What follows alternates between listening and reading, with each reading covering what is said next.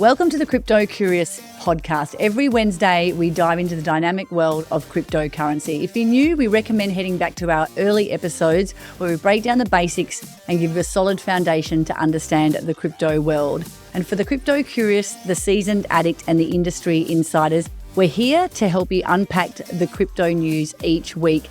This week on the show, Hailey Welch speaks out. This was the Hawk Tuah girl, the viral sensation behind last year's Memecoin disaster, and the state of stablecoins. Stablecoins just processed 15.6 trillion in transactions, surpassing Mastercard and Visa. My name's Tracy, and this week I am all alone in the studio on one side of Australia, and the boys are together on the other side of Australia. So welcome to the podcast. Hey boys, how you going? Hey Trace, great to be back. Craig, great to be in the studio with you. Great to see you, mate. Looks like you've been working out in the bear market, so good to see you in the flesh. Well, now I know why Craig is always so bearish, because it's always bloody raining here in Sydney. The sky is grey. Well, I tell you what, you're not missing anything. It's raining in Perth today as well, so there you go. But Trace, very good. Feeling a little bit bored at the moment. ETH with the 2 in front of it just hurts, but we're staying true. We're holding. We're adding and we're holding. Now that you mentioned the price, let's talk about it really quickly because nothing's happened this week. It stayed boring. Bitcoin sitting at $98,000 which is 156,000 Australian dollars. And like you said, Ethereum's sticking at around 2,700, which is 4,300 Australian dollars. And we've basically not moved all week. And who knows how long that price action will stay that way, boys. Well, I suspect, like my good friend Ben Cowan, I suspect we might crab around here until March with interest rates, that conversation heating back up in next month. So maybe we crab around here, maybe not. But tell you what, the political news of Trump is just, it's wild. That's soaking up all of the action right now. I feel like every day he's doing something. He's banning the penny. He's banning paper straws.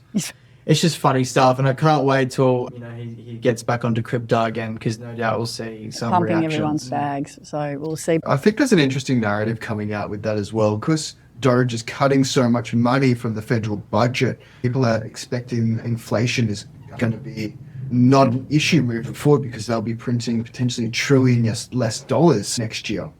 Yeah, and this whole Doge thing, he's got like 18, 19-year-old engineers. One of them's called Big Balls. Have you heard about this? Yeah. And they're just cutting billions of dollars. And the Doge Twitter page, if you haven't got that on your Twitter, put it in the show notes. The amount of stuff they're uncovering, it's either true or it's either a facade for other corruption going on. I don't know what's worse. It's very scary. It's wild. Yeah, it's always somewhere in the middle with things like that. So we'll see. I think don't they need to cut something like $1 trillion a day though, or is it not quite that much? It can't be. They're already cutting $1 billion a day. $1 billion a day, and they needed $3 billion a day. Now. Yeah, okay. $3 billion. I think they'll get there. Yeah, they haven't even started on the defense budget, which is. Oh, no, we're going to reduce that. All right, let's move into the first story. So there was many wild meme coin stories last year, but this was one that I don't think, it wasn't just in the crypto space that this was spoken about. It moved into the normie world too. This was Hailey Welch, the Hawk Tuah girl, and her meme coin that made headlines for all the wrong reasons. Back in December, she launched this Solana meme coin, Hawk, and it immediately collapsed. And the deployers were holding around 80% supply. The price tanked, it went to near zero, and there was a lot of backlash. And Hailey herself was taking a lot of heat, and she did one podcast, or I think it was a Spaces on X actually, where she spoke for a moment and then basically just said, I'm going to bed. And then she disappeared from public eye till she resurfaced recently, Craig. Yeah, she just resurfaced on a podcast episode featuring a few influencers, and she's pretty much said she didn't understand what she was getting into, which I think is very, very common. I don't think she came in there with any ill intentions. And it's the whole celebrity meme coin subject has been very prevalent this week. Kanye West also on his Twitter rampage, he shared unnamed screenshots saying, we want you to promote a coin, and in 24 hours, we want you to say that you got hacked. And he said he shared a screenshot and it said, you can share this contract address, and then in 24 hours, you can just say you got hacked and you'll get paid $8 million. So but you need to keep it up, though. He said you need to keep the coin. You need to keep it up for 24 hours. Kanye said, no, I'm not doing that. That was amongst the rampage of tweets he did. But there's also another celebrity. Sorry to again crash your story, Trace, but Dave Portnoy has been busy on Love Twitter this from as Dave. well. Love this. He is the Barstool Sports guy. He didn't launch a coin, but he's been buying coins like JL Presidente and all coins that are memes being sent to him.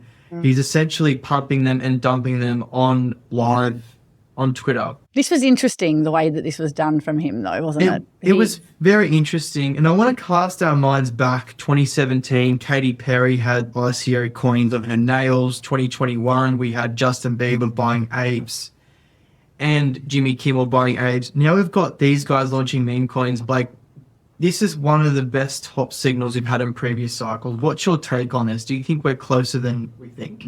I think what's really interesting about this cycle compared to other cycles is that so many people were onboarded in 2020, 2021. They've held long through the bear market. And then once they were back in profit, they didn't go into tier 2 coins. They went straight to the degenerate meme coins. And I think this was an unusual flow. Usually through a bear market, we see, the blue chips appreciate in price the most, then it trickles down through the quality of projects. But this time it hasn't been that way. And I think that that's what's created this kind of resurgence of meme coins. But you've got the president, of the United States pushing out the biggest meme coin now of all time in that launch. Well, arguably doesn't get any bigger than that. So, like, when I keep hearing about these new celebrities, I'm getting nervous because this is the best. There hasn't been another one signal. though, Craig. We're talking about, like, since the president, there hasn't really been another. Kanye's come out and showed us something that was from last year. That was a warning, don't do this. And Hailey's was last year, and this is her basically saying, don't do this because I was duped. I mean, obviously, if you watch this, she really, without being too nasty, she's really young and really naive. I watched it and she clearly had no idea what was going on. We haven't really seen any celebrities in recent times since Hailey. Well, we had Dave Portnoy this week, and we also But Dave didn't launch anything. He was just having fun with it. He didn't know what he was doing. But there was also a Central African Republic meme coin called Car. Did that launch this week as well? Now, people are unsure if that was a hack or not, but this is like government people launching meme coin shows. Like, does it get any bigger? What do you think about this in terms of where we are in the cycle? Because it's making me nervous. Trace. Like I said, I think this is always going to be there. The one that you mentioned there about the Republic, that was launched during the Super Bowl yesterday. I would have assumed a few more things got launched during that time yesterday. And like Blake said, this is the casino. People will always dip their toe, have a go. We're talking about sentiment in the crypto market at the moment being the lowest it's been in 18 months, and yet there's money there still flowing into meme coins because people will gamble. People will have no money and still gamble. It's space. It's not a space we would like to be in, but it's a space people will still play in. Yeah, is it that crypto traders are just bored? Yeah. They got nothing better They're bored. to do? Yeah. It's, it made me understand why there's Bitcoin maxis. Why it's just easy to say, I'm buying Bitcoin, I don't care about anything else, because we lose our way every single cycle. And after this, I'm going to be Bitcoin maxi. Really? I'm What sick about of it. Ethereum? I don't know if they'll take you. Unless Ethereum starts moving, then I'm Ethereum maxi. But yeah, it's just, it's making us lose our way, and it's making me nervous for what's going to happen if we do see, or when we do see another price appreciation moment. And might just point out here that we saw this speculative bubble occur with ICOs in 2017. And sure, there was 90% crap, but it did pave the way for the ability for projects to raise capital through tokens and normalize it. NFTs, massive speculative bubble, 95% gone to shit, but that 5%, they're going to stick around. That's going to stick around forever. Now, could the same thing just be happening here? 99% of it's crap, but a few of these are going to stay around as cultural memes and be here forever and really concrete this technology, this niche use case for the technology. Yeah, I guarantee by the end of the year we'll be talking about some unusual, really awesome AI meme coin that's doing something that we hadn't even thought of today. So I'm sure something cool will happen. But yeah, look, that's enough probably on meme coins for now. Let's roll on to our second story, which is probably the opposite of meme coins, and this is stable coins. And as I mentioned at the top there, They have processed a staggering 15.6 trillion in transaction volume in 2024, overtaking Mastercard and Visa, which is a wild stat. And on top of that, Tether, the company behind USDT, is now making more net income per employee than Visa, Mastercard, and even Warren Buffett's Berkshire Hathaway. So the equity mates boys will be loving that one. And this marks a serious shift in how money moves, but it also raises some big questions, especially about how stablecoins could be going from being cryptocurrency native tools to something that's used by everyday people globally. And I really wanted to have a conversation about this today, boys, and for our listeners out there. What are your thoughts, Blake? Well, there's a lot here, and I think that we've always said that one of the biggest use cases for cryptocurrency in this cycle is going to be stablecoins. And we're seeing platforms like Telegram and payment processors like Stripe implement it into the checkouts of online stores. And as a result, more and more people are using them, and it's so much easier than using a bank or traditional payment processors sometimes. And it also provides the ability for those without banking or access to the traditional financial system.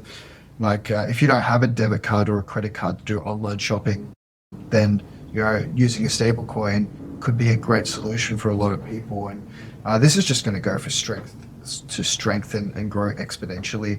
Currently, I think we have a stat here that says about 0.97% of the M2 money supply in the US is now allocated to stablecoins, which is huge. Yeah, massive. I think this is a geopolitical conversation as much as a crypto conversation, because we've all heard about the BRICS nations teaming up, not wanting to use the US dollar anymore.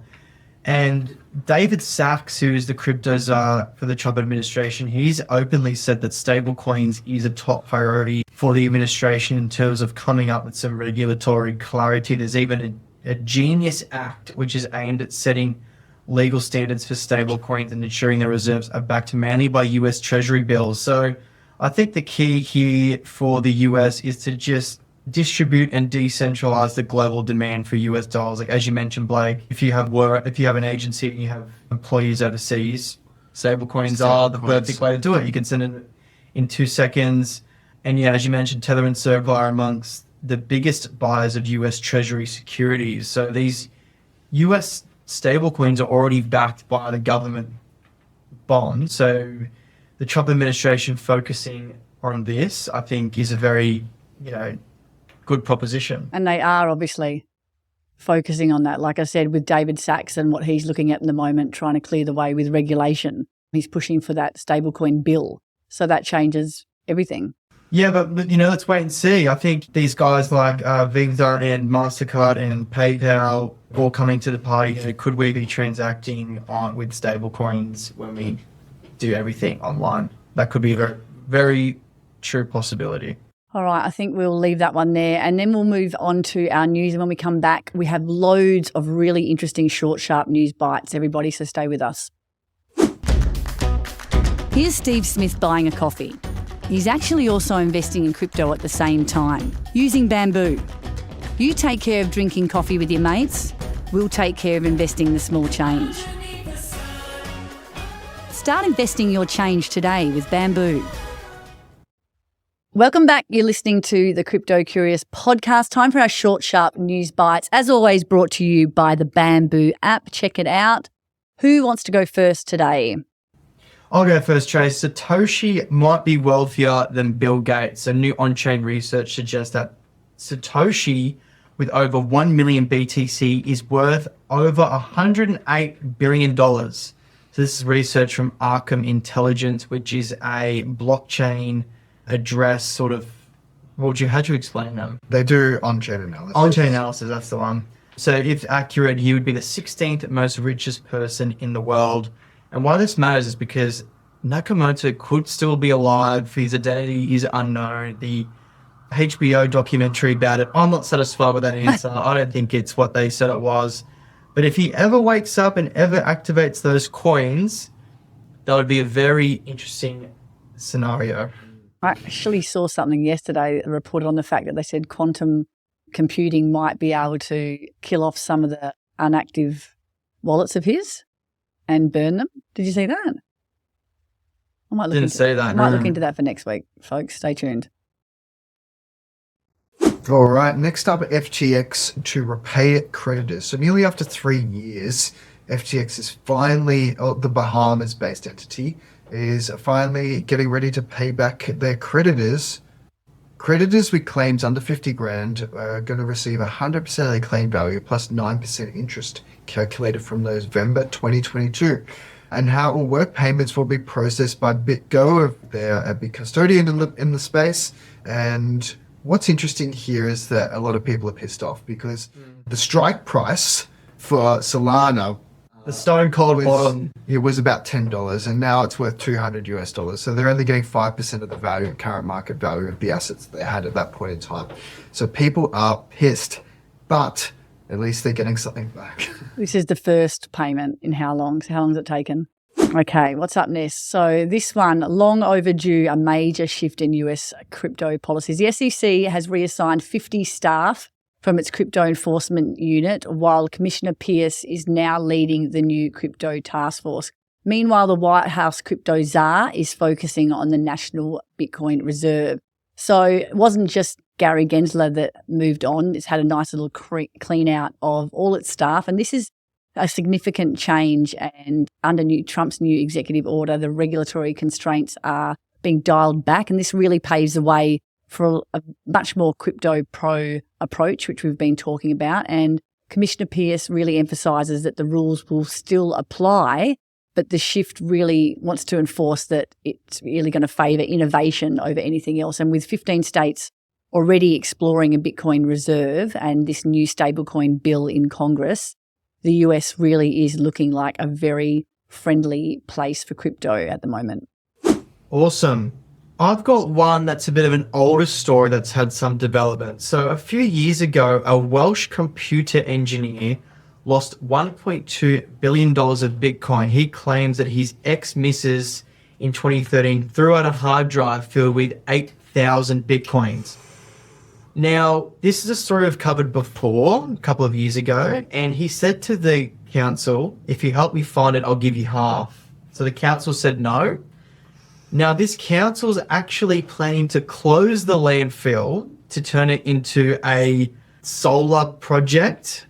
So he's now trying to buy the whole landfill. So he's in negotiations. He's got investors, and he reckons he's going to buy the whole landfill. There's 1.2 million tons of waste there, but he thinks it's in an area of 100,000 tons. So if he gets this back, this is a story of commitment. He's tried so many different ways. He's tried so many ways. So I think props to him. If It's probably worth a crack. it is worth a crack. You got to spend a bit of time and a bit of energy trying to do this. Because, he could probably raise 20 mil and be like, look, if I win and get it, you're going to get a 10x. You know what I mean? Maybe investors would go. Yeah, maybe investors would go for that. So I'm really interested in this story. So we'll keep you guys updated on how this Welsh fella. Would you invest, Craig? Would you sell your tiny Ethereum? hard Would you sell your drive. Oh my Bitcoin golly. and invest in this guy to find? So what's the ROI? So it's say you it's 100x or nothing, really. Yeah. Let's call it 100x. I'll probably put in 10 grand. It's a slim chance. Whatever. It's a slim chance he's finding that. It's 5 grand. Mate, I reckon he could do an ICO for this. Yeah, it probably could. I think people would chuck in money. But don't those things have a time limit on how long they are okay for? Even if he finds it, it's not guaranteed that it's in good enough state for him to get it working again. Well, the state, if the hard drive's in a good state, he should be able to get his Bitcoin back. But, how deterioration, weather, these are all... Yeah, he finds it and then it's another battle after that. Yeah. I back him. We love He's an underdog consumed story. his whole life. But anyway. It'd be tormenting. Oh, yeah. I wouldn't be able to sleep. Okay. Imagine watching the chart. Like, what's next, mate? All right. VanEck sets a $520 target for Solana by the end of 2025. VanEck has set this price target, citing its growth and dominance as a smart contract platform. The smart contract platform's projected to increase by 43% by the end of 25 to $1.1 trillion. Solana's market cap is expected to rise from 15% to 22% of this market. And, I think that's relatively reasonable. I think it's a very, very reasonable price target, to be honest. Well, I'm just thinking when I hear this, I'm thinking, can you imagine the gambling and the degeneracy on Solana meme coins for it to get there? It's going to be crazy. It's the greatest casino ever created. Or there could be new use cases that come up between now and the end of the year that explode. Yeah. Well, Solana DeFi, now you've got people with funds on Solana. I think Solana DeFi is something that will... Yeah. Well, Solana also holds like Radium and Jupiter. I mean, that's all their fees are going through to Solana as well, aren't they? Did we talk about Radium last week? We did mention it. Yep. I know that you've also put in the chat just how well it did do, but Radium has been kicking some amazing goals, hasn't it? Radium last month generated $400 million in revenue off the back of the Trump coin mania on the Solana network. Now, Radium's an exchange or an automated market maker on Solana, and they only have something like 25 staff. Yeah, crazy. And $400 million of revenue for the month. It just really, and they outpaced Tether for the month, which is incredible to see. And that's just peak retail hype. Like, even me, when I was buying Melania when it first launched, I did about 50% slippage, and I think I paid around $100 to get my transaction through. Oh my God. That's the art of FOMO. I paid more than you, mate. That was horrendous. 50% slippage, just for the audience. Slippage means that you don't care what price you get into. You don't care if you pay double the price. You're getting in no matter what. Yeah. Yeah, you can set that yourself, by the way, with a little button on the side. But just quickly to go talk about Solana and getting to where Solana's going to get to, there's another piece of news here this week, which is the final deadline for the Solana ETF, which could also bolster the price. And it looks like we're going to get some news in Q4 this year, because last week the SEC acknowledged a rule change by one of the listings from Grayscale, and there was some notices that went up around this on X and other places. So yes, the SEC was previously refused to even give comments on any of the Sol ETF's filings because it considered Solana as a legal security, not a commodity, but that's all changed. So now Solana will kind of get its day. And yeah, I think we're set for, when is it, the end of October? The latest that it can be is October the 11th. So all going well, we'll have that Solana ETF by the end of the year. Great timing, launching at the top of the market. Yeah. Look, I think just on the Solana ETF, I think this is way bigger news than if there was a Litecoin ETF or a Ripple ETF, because those two coins have been around since 2013. They've been around over 10 years, whereas Solana only really launched in 2020. It's still technically in beta. So I think this could really cause a huge FOMO moment for other altcoins that were previously listed as security and now could get an ETF. So the precedent of a Solana ETF is massive for the market, which could be around the top. On my birthday, actually, it's launching.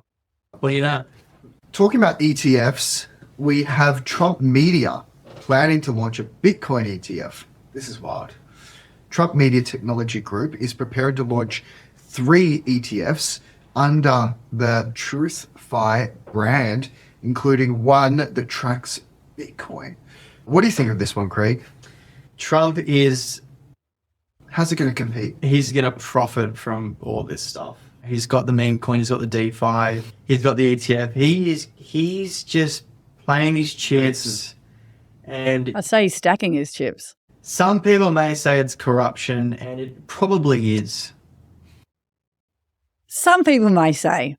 Some people may say, but let's just... It could be seen as that. Let's say. That is the end of the show this week, folks. We'll be back next week with lots more news and short, sharp news bites. Hopefully I will be alone in the studio again because Blake is still away. We'll be back in the studio here next week with Dax. The boys will be together and I'll be here alone, but there'll be loads more crypto news again. Until then, stay curious, stay connected. You can do that by joining our Facebook group or our Instagram page. If you'd like to, you can also join our crypto newsletter. There's links in the show notes below. Be sure to subscribe wherever you're listening to the podcast now. And if you're looking to DCA into the crypto market, please take a look at the Bamboo app. There's a link in the show notes below. Don't forget to hit the subscribe button as you're listening, and we'll be back next week. Bye for now. Bye, guys. Bye, guys.